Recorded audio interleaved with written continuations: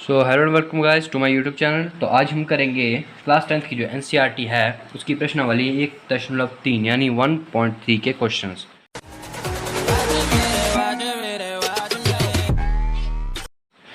तो हमारा first question है कि सिद्ध करें कि n√5 क्या है, एक अपरिमेय संख्या है। हम सिद्ध करेंगे कि n√5 जो है ये एक अपरिमेय संख्या है। उसके बाद सिद्ध करें कि 3 + 2 n√5 एक अपरिमेय संख्या है। उसको सिद्ध करें कि न्यूनतम संख्याएं जैसे 1/n√2, 7 n√5 और 6 + n√2। हमें सिद्ध करना है कि ये सभी क्या है, अपरिमेय संख्या है। तो हमारा फर्स्ट क्वेश्चन जो है वो सेकंड और थर्ड क्वेश्चन से काफ़ी डिफरेंट क्वेश्चन है। तो पहले हम सेकंड और थर्ड करेंगे, उसके बाद हम फर्स्ट क्वेश्चन करेंगे। तो हमारा सेकंड क्वेश्चन है कि सिद्ध करें कि 3 + 2 n√5 एक अपरिमेय संख्या है। तो हमें इसके विपरीत मानना है। जैसे कि इसका आंसर इस तरह हम करेंगे इस क्वेश्चन को कि मानो या मान लीजिए कि यह माना 3 + 2 √5 क्या है, एक परिमेय संख्या है, एक परिमेय संख्या है।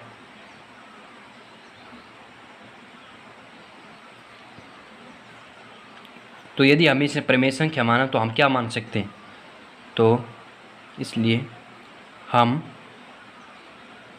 क्या प्राप्त करते हैं, अविभाज्यक संख्या ए और बी प्राप्त करते हैं।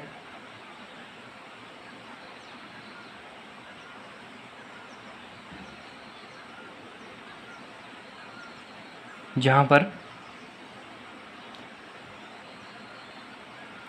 ए और बी क्या होंगे, जहाँ पर ए और बी जो है वो पूर्णांक है।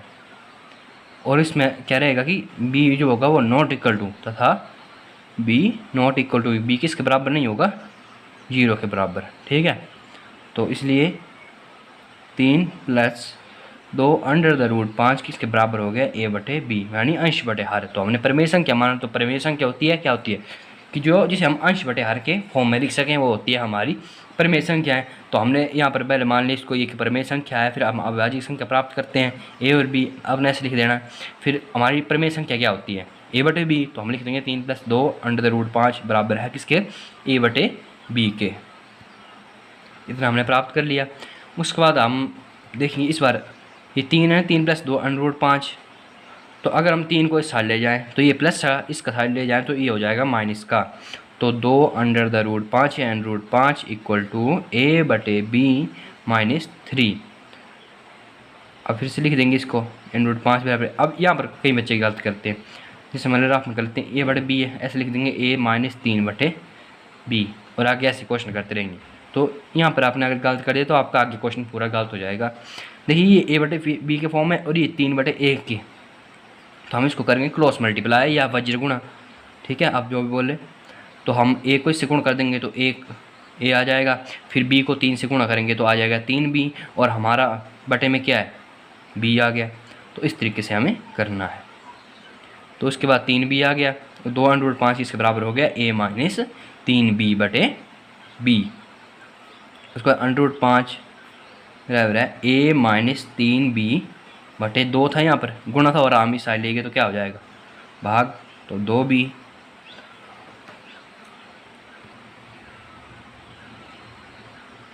और इसके बाद यहाँ तक करेंगे हम 2b तक। ठीक है, इसको हम मान लेंगे 1, मतलब समीकरण 1। ठीक है, तो यहाँ पर क्या है, a और b क्या है, पूर्णांक।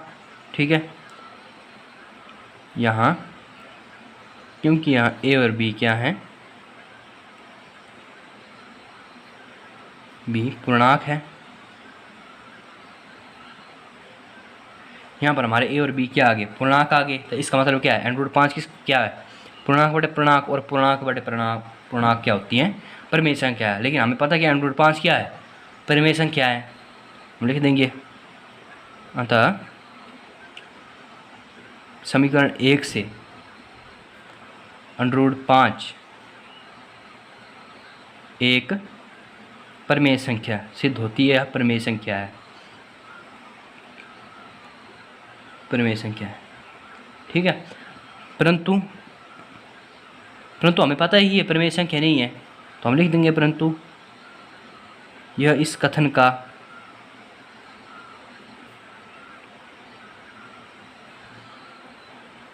विरोधाभास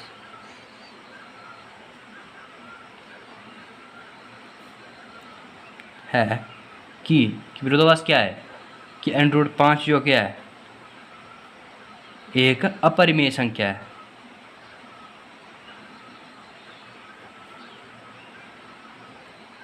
अपरिमेय संख्या है। अतः हमारी कल्पना जो है क्या है, गलत है। अतः हमारी कल्पना गलत है, इसलिए 3 + 2√5 एक अपरिमेय संख्या है। इतना हम कर लेंगे कि हमारी 3 + 2√5 जो क्या है एक अपरिमेय संख्या है। तो हमने पहले क्या किया, हमने पहले मान लिया कि 3 + 2√5 एक परिमेय संख्या है। फिर परिमेय संख्या तो a/b तो होंगे इसमें अंश बटे हर, जहाँ पर b किसके बराबर नहीं होता है। ये मतलब ये उसकी डेफिनेशन है क्या बोलते हैं आपकी परिमेय संख्या की, कि परिमेय संख्या वो संख्या होती है जिन्हें हम अंश बटे हर के रूप में लिख सकते हैं, और हमारा क्या हो b किसके बराबर नहीं होता है, 0 के बराबर। तो 3 + 2√5 हमने a/b ये ले लिया। फिर उसके बाद किया हमने कि 2√5 इस साइड ले लिया, इस तरफ रख लिया, और 3 इसको माइनस कर दिया, तो 2√5 आ गया a - 3b/b। तो ये क्या हो गया, √5 इसके बराबर हो गया a - 3b/2b। तो a और b क्या है यहाँ पर, पूर्णांक है, और पूर्णांक बटे पूर्णांक अर्थात परिमेय संख्या है। तो यही हमने लिख दिया, अतः 1 से √5 एक परिमेय संख्या है, परंतु हमें पता है कि ये परिमेय संख्या नहीं है। अतः इस कथन का ये विरोधाभास है कि √5 एक अपरिमेय संख्या है। √5 एक अपरिमेय संख्या है, इसलिए हमारी कल्पना गलत है। अगर n√5 एक अपरिमेय संख्या है तो ये पूरी क्या होगी, एक अपरिमेय संख्या होगी। तो अब करते हैं हम अपना नेक्स्ट क्वेश्चन। तो हमारा अगला क्वेश्चन है कि सिद्ध करें कि निम्नलिखित संख्याएं अपरिमेय हैं। इनमें हमें वही करना है, ये भी बहुत ईजी क्वेश्चन है सेकंड की तरह। तो पहले हम लिख लेंगे, ये ले लेते हैं पहले थर्ड का पहला पार्ट, तो 1/n√2 ठीक है। तो इसमें हम लिख देंगे माना 1/n√2 क्या है, एक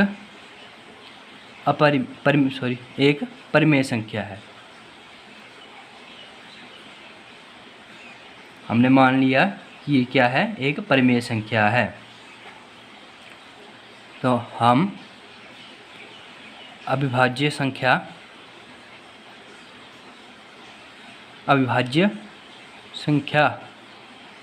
क्या प्राप्त करते हैं, a और b प्राप्त करते हैं जहां a और b पूर्णांक हैं और b क्या है, ≠ 0 है। हमने मान लिया कि 1/n√2 क्या है, एक परिमेय संख्या है, इसलिए हम अविभाज्य संख्या a और b प्राप्त करते हैं जहाँ क्या है, a और b क्या होंगे, हमारे पूर्णांक होंगे, और b किसके बराबर नहीं होगा, मतलब बाकी के बराबर हो सकता है, मतलब 0 के बराबर नहीं हो सकता। ठीक है, तो ऐसे हम कर लेंगे आगे।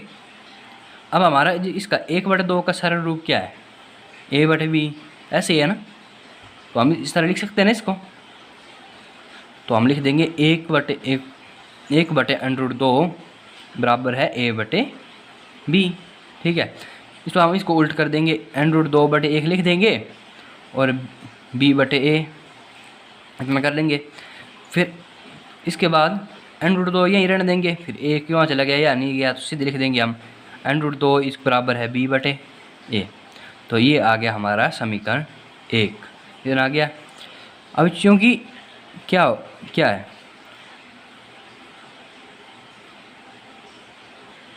क्योंकि a और b क्या है, पूर्णांक है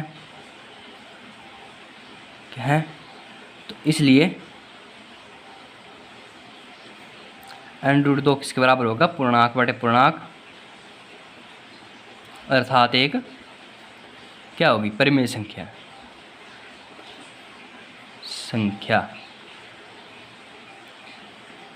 परंतु √2 एक क्या है, अपरिमेय संख्या है।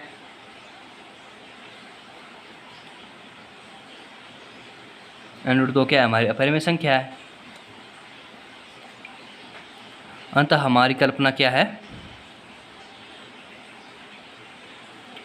गलत है। इसलिए √2 एक अपरिमेय संख्या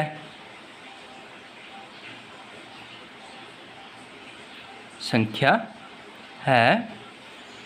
अतः अगर √2 क्या होगी, अपरिमेय होगी, तो 1/√2 भी क्या होगी, एक अपरिमेय संख्या होगी या अपरिमेय संख्या है। तो ये था हमारा क्वेश्चन।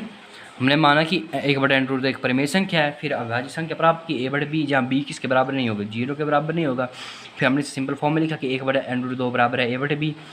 फिर इसके बाद हमने इसको उल्ट कर दिया।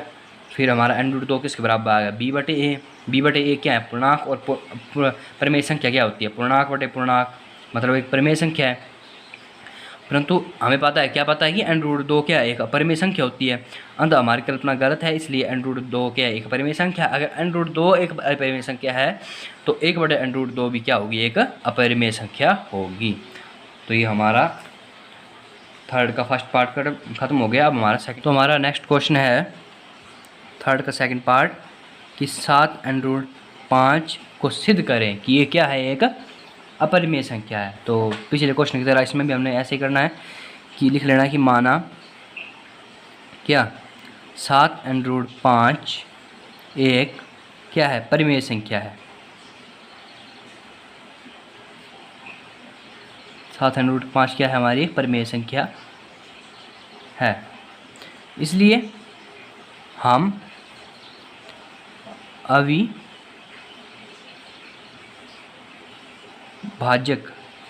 अविभाज्यक संख्या a और b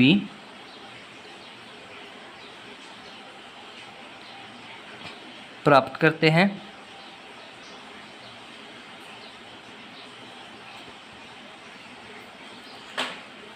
जहां a और b क्या है, पूर्णांक है। a और b क्या है, पूर्णांक है, और b ≠ 0 है, कि 0 के बराबर जो है वो b हमारा हर जो है वो नहीं होगा।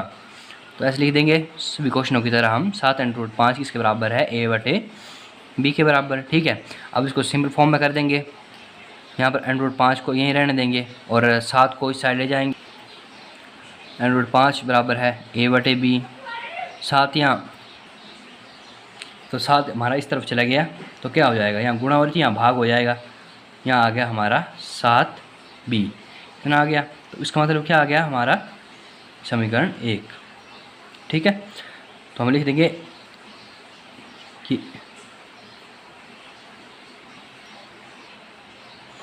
देंगे कि यहाँ क्या है, a और b क्या है, a और b पूर्णांक है। a और b हमारे क्या आ गए, यहाँ पर पूर्णांक है। अतः 1 से √5 क्या है, एक परिमेय संख्या है। 1 से √5 क्या है, हमारी परिमेय संख्या है। परंतु यह इस कथन का विरोधाभास है। विरोधाभास है कि √5 एक अपरिमेय संख्या है, क्योंकि √5 तो एक अपरिमेय संख्या ही है, अपरिमेय संख्या है। अतः हमारी कल्पना क्या है, जो हमने कल्पना की थी कि √5 एक क्या है, परिमेय संख्या है, इसलिए हमारी कल्पना गलत है। और इससे ये सिद्ध होता है कि ये जो हमारी 7 n रूट 5 एक अपरिमेय संख्या है।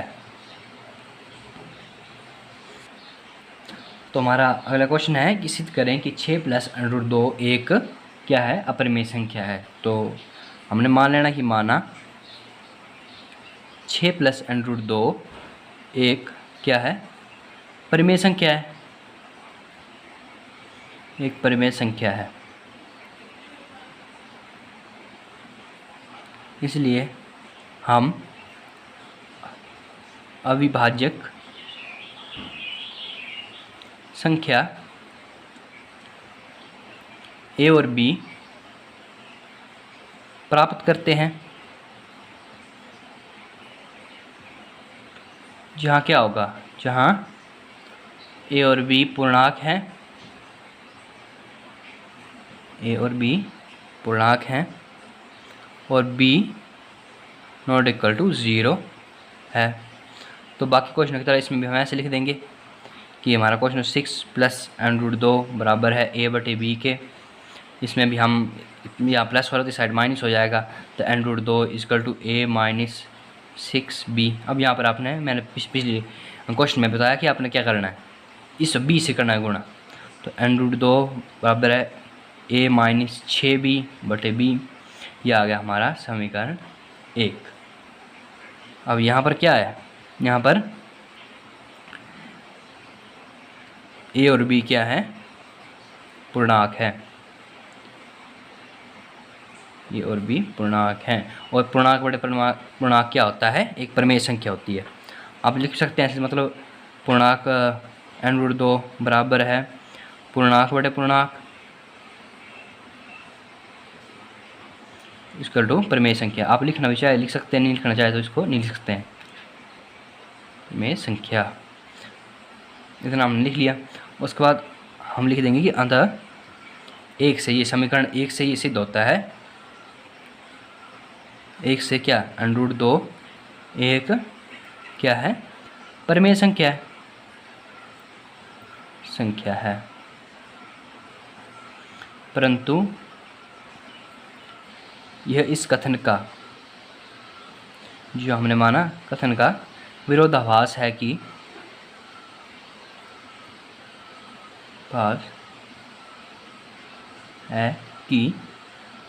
हमारा n√2 जो है वो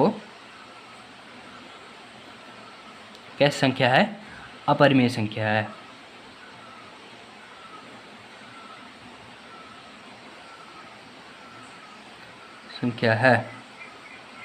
इसलिए क्या होगा हमारी, अगर n√2 परिमेय संख्या तो 6 + n√2 भी एक अपरिमेय संख्या होगी। 6 + n√2 भी एक अपरिमेय संख्या है, यह होगी। तो ये हमारा ख़त्म हो गया थर्ड क्वेश्चन। अब हम करेंगे क्वेश्चन नंबर फर्स्ट। क्वेश्चन देखिए आप, सेकंड और थर्ड क्वेश्चन भाई ये लगभग सेम था। इसमें सेकंड क्वेश्चन मोस्ट इंपॉर्टेंट है, उसके बाद थर्ड का सेकंड और थर्ड क्वेश्चन। और ये n√5 वाले जो करना है आपने ना, ये किसी न किसी सीरीज को आ जाएगा n√5 वाला। तो इस क्वेश्चन को हम करेंगे। कुछ लोग इस क्वेश्चन को बहुत गलत तरीके से समझाते भी और करते भी हैं, तो आपने ऐसा नहीं करना जैसे मैं बताऊँगा, आपने बस उस तरीके से ही करना है। तो इस क्वेश्चन में क्या हो रहा है कि सिद्ध करें कि n√5 क्या है, एक अपरिमेय संख्या है। सभी क्वेश्चन उत्तर इसमें भी ये बोल रहा है, लेकिन इस क्वेश्चन को करने का मेथड कुछ बाकी क्वेश्चन से अलग है। कुछ लोग कर देते हैं, जैसे पिछले क्वेश्चन हमने किया n√5 लिख देते हैं, फिर लिख देते हैं a/b, ठीक है, फिर वैसे लिख देते हैं। ये क्वेश्चन इस तरीके से नहीं होगा। ये जैसे आपकी बुक में बताया गया ना NCERT में, हमने उस तरीके से करना है। तो हम लिख लेंगे कि माना कि n√5 एक क्या है, परिमेय संख्या है। n√5 एक परिमेय संख्या है। हम क्या करते हैं, हम अविभाज्य संख्या मान सकते हैं। ऐसे नहीं लिखना हमें लिखना है कि n√5 किसके बराबर है, a/b। ठीक है, जहाँ a और b क्या है, जहाँ a और b सह अभाज्य संख्या हैं, सह अभाज्य संख्या है। अब सहअभाज्य संख्याएं वे संख्या होती है जिनका HCF क्या होता है, आपने ऐसे लिखना नहीं है, जैसे मैं लिख रहा हूँ समझने के लिए। HCF क्या है, जिनका HCF 1 होता है, जिनका HCF क्या होता है 1। ठीक है, वो संख्या है जिनका HCF होता है 1, वो उनको हम कहते हैं सहअभाज्य संख्याएं। ठीक है, तो इतना हमने कर लिया। यहाँ पर a और b क्या है, सहअभाज्य संख्याएं हैं। अब बाकी क्वेश्चन उत्तर इसमें भी हम लिख देंगे। n√5 बराबर है a/b। ठीक है, इसको हम समीकरण 1 मान लेंगे। अब हम लिखना ये वर्ग करने दोनों ओर वर्ग करने पर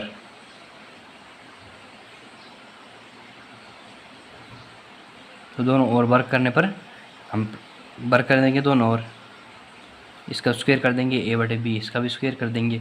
और ये जो वर्ग है ना, इसे जो n रूट है, n रूट का मतलब क्या है, आधा, वर्ग का मतलब है दुगना। मतलब जैसे अगर किसी का n रूट है ना, n√5, उसका मतलब है हाफ n√5 का। जैसे n√4 है, उसका मतलब क्या होगा 2 है, और अगर 4 स्क्वायर है उसका मतलब क्या होगा 8 दुगना। तो इससे जो है ये कट जाता है। ठीक है, कि 2 से जो n रूट कट गया, स्क्वायर से n रूट कट गया, तो 5 बराबर है a²/b²। यह आ गया हमारा समीकरण 2। इतना हमने कर लिया। अब हम समीकरण इस 2 में क्या करेंगे कि हमारा जो 5 बराबर किसके है, a²/b² है। हम कर देंगे इसको यहाँ ले जाएंगे, 5 यहाँ भाग और था, यहाँ गुणा हो जाएगी, 5b² बराबर है a² के। ठीक है, इधर हम कर लेंगे। फिर b² बराबर है किसके, a², और 5 को नीचे लाएंगे बटे 5 के। ये आ गया हमारा एक समीकरण नंबर 3। इतना हमने कर लेना है। अब लिखना अर्थात, इसका क्या मतलब है, a² का एक क्या है गुणनखंड, मतलब किससे भाग हो रहा है स्क्वायर, एक गुणनखंड क्या है 5 है। देखिए हम दिखाई दे रहा है कि a² किससे भाग हो रहा है 5, इसका मतलब क्या हुआ, अर्थात a² के एक गुणनखंड 5 है तथा a का भी एक गुणनखंड 5 होगा। अगर a² का एक गुणनखंड 5 है ना, एक स्क्वायर को अगर 5 जो एक स्क्वायर को भाग दे रहा है तो वो 5 जो है a को भी भाग देगा। अगर a² को भाग दे रहा है ना, तो ये 5 जो है वो a को भी भाग देगा। इसलिए हम लिख दिया अर्थात a² का एक गुणनखंड 5 है तथा a का भी एक गुणनखंड क्या होगा 5 होगा। तो ये हमारा आधा क्वेश्चन हो गया। अब हम मान लेंगे, फिर से मान लेंगे कि माना क्या, कि हम मान लेते हैं माना कि a किसके बराबर है 5n। ठीक है, जहाँ n क्या माना हमने, जहाँ n कोई पूर्णांक ले लेते हैं हम, यहाँ जैसे n कोई पूर्णांक है। ठीक है, n कोई यहाँ पर एक पूर्णांक है, तो n√5 बराबर है a/b। जैसे हमने यहाँ पर किया था n√5 बराबर है a/b, वैसे हम यहाँ पर कर देंगे कि n√5 बराबर है a/b।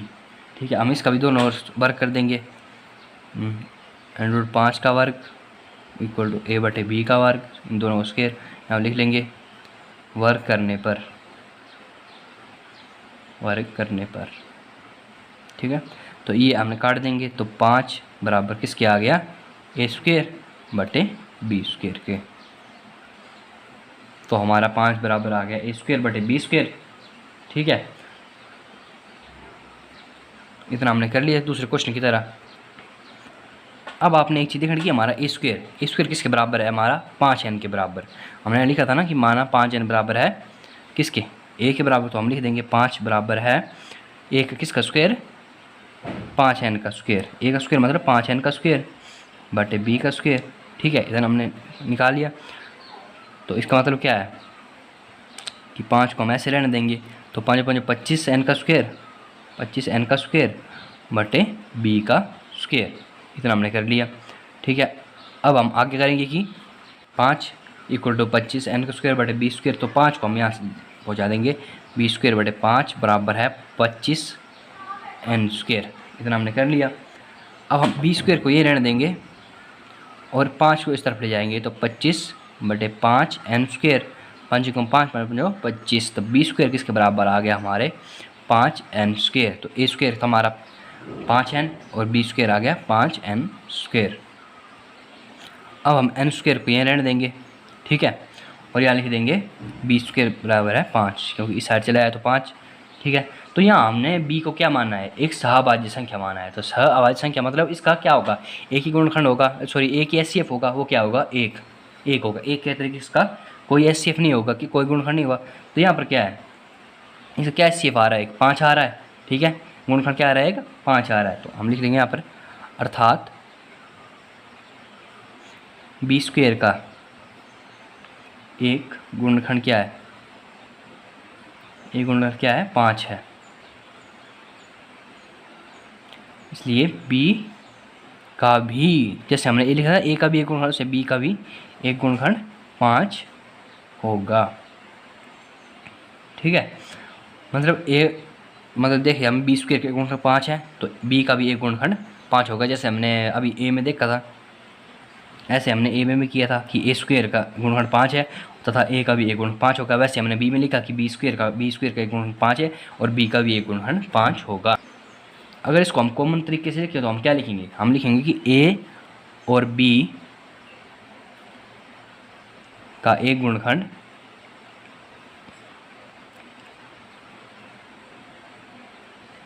क्या होगा, एक गुणनखंड क्या होगा 5 है या होगा।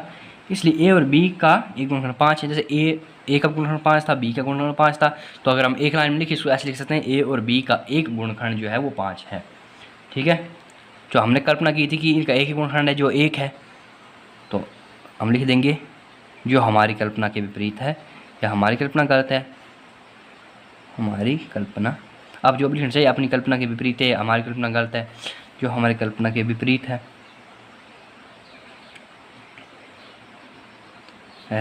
कि हमने क्या कल्पना की थी कि ए और बी का एक के अतिरिक्त या एक के अलावा, एक के अतिरिक्त कोई उभयनिष्ठ, ठीक है, ए और बी का कोई उभयनिष्ठ क्या नहीं है, गुणनखंड नहीं है, खंड नहीं है।